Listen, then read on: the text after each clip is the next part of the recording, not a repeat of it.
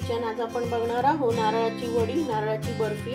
आणि याच्यासाठी लागणारं साहित्य आहे, एक अख्खा नारळ मी खाऊन घेतलेला आहे, 1 कप दूध घेतलेला आहे, मी 1.5 वाटी साखर घेतलेली आहे, क्रश केलेले ड्राय फ्रुट्स आहेत, मी थोडं तूप घेतलेलं आहे, हे 2 चमचे तूप आहे, आणि मी 1 चमचा वेलची पावडर घेतलेली आहे, आणि हे थोडं केशर घेतलेलं आहे मी सर्विंगसाठी. आणि आता आपण आपली रेसिपी स्टार्ट करूया. आधी मी थोडं 1 चमचा त्याच्यामध्ये तूप टाकून घेते. तूप आपण थोडं वितळून देऊया.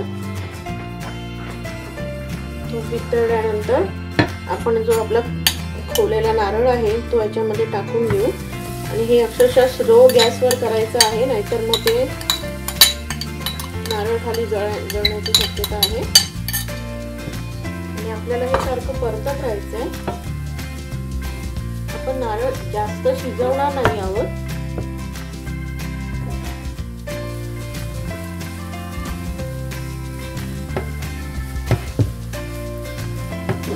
आपण हा सर्व बाजूंनी भाजून घेतलाय.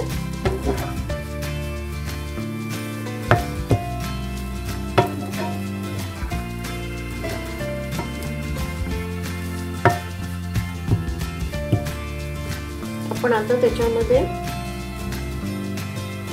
मी साखर घेतलेली आहे,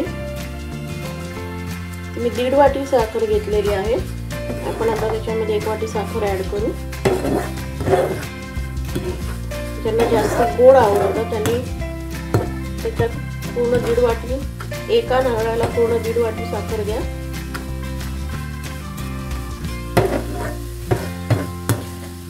बर्फी बनवण्यासाठी तुम्ही शुगर फ्री सुद्धा वापरू शकता. आपण आता याच्यात पटकन दूध टाकून घेऊ.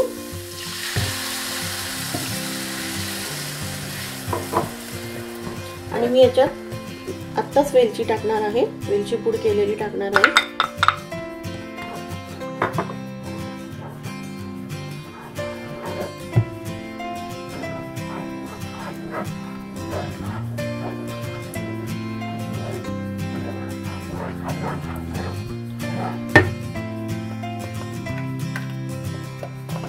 सुंदर अरोमा आलेला आहे. आपण आता त्याच्यात थोडं केशर शिंपडूया असं.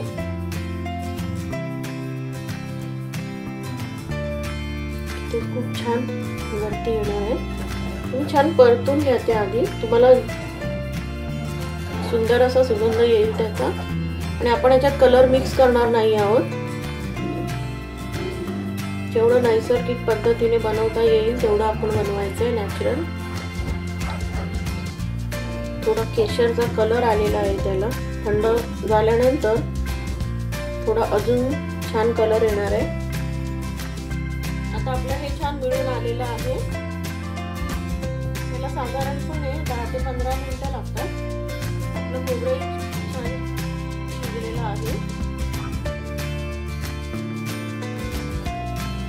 तर हे पूर्ण घट्ट झाल्यानंतर आपण हे या ताटामध्ये काढून रूम टेम्परेचरला थंड करायचं. ते नंतर मग त्याच्या वड्या पाडायच्या असतात.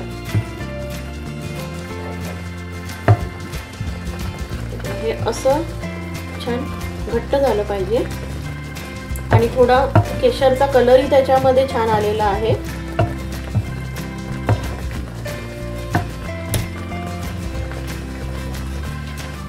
आता हे बघा, आता आपलं मिश्रण हे पूर्णपणे तयार झालेलं आहे.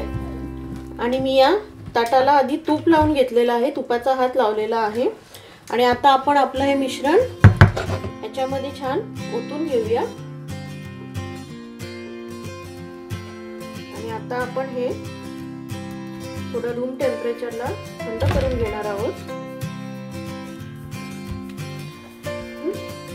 आणि आपण आता याच्यावर थोडे ड्राय फ्रुट्स टाकून घेऊया, जे आपण क्रश केलेले आहेत.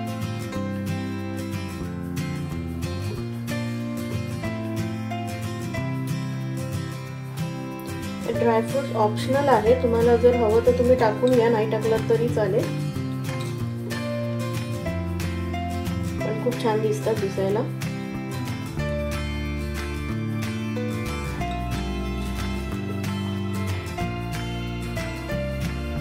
झाकण करून घ्या। आता हे आपण थोडं केशर टाकूया थोडंसं वरून। ही आपली खूप हेल्दी रेसिपी झालेली आहे। आणि आता आपण हे रूम टेम्परेचरला थंड करणार आहोत।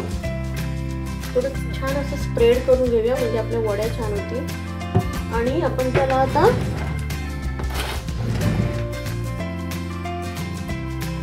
त्याला थोडा कटिंगचा असा आकार देऊया म्हणजे ते थंड झाल्यानंतर ते नीट सुटतील।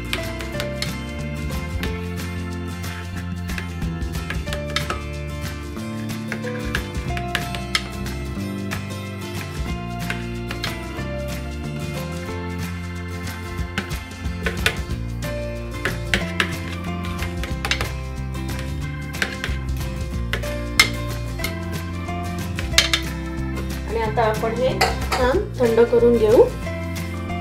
आता आपल्या या वड्या तयार झालेल्या आहेत। तुम्हीही या घरी नक्की ट्राय करा आणि मला कळवा तुम्हाला ही रेसिपी आवडली की नाही ते।